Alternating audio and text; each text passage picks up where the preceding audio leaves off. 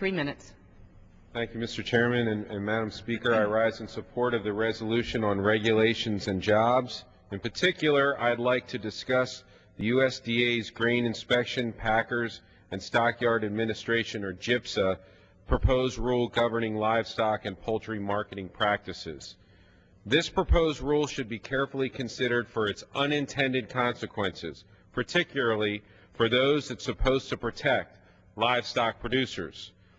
In the proposed rule, GIPSA is attempting to overturn numerous judicial decisions by stating, quote, finding that the challenge act or practice adversely affects or is likely to adversely affect competition is not necessary in all cases, end quote.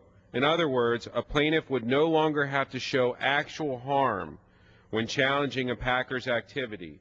The rule would also ban packer-to-packer livestock sales and restrict dealers to representing a single packer.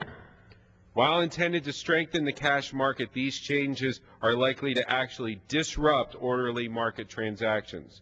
It will have far-reaching implications for livestock procurement, impacting producers, packers, processors, retailers, and consumers.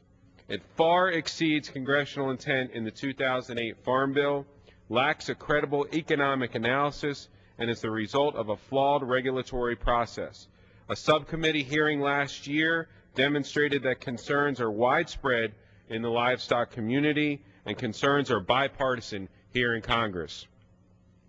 We must continue to examine this proposal and act accordingly. The 2008 Farm Bill process considered numerous proposals to address livestock marketing and procurement issues. Most of these ideas were rejected by Congress, and the USDA was directed to conduct rulemaking on a narrow range of technical issues. The proposed rule that emerged went far beyond the intent of Congress and was seen by many as an agency trying to win via rulemaking what it had failed to win in courts.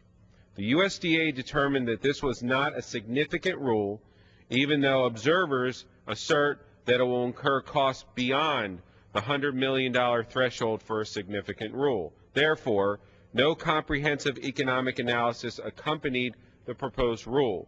At least 10 times in the proposed rule, GIPSA states some version of the phrase, quote, GIPSA believes that potential benefits are expected to exceed costs without offering any supporting evidence. The Secretary has since indicated that he will conduct a cost-benefit analysis. The taxpayers appropriated $13 million for this year's USDA's Office of Chief Economist.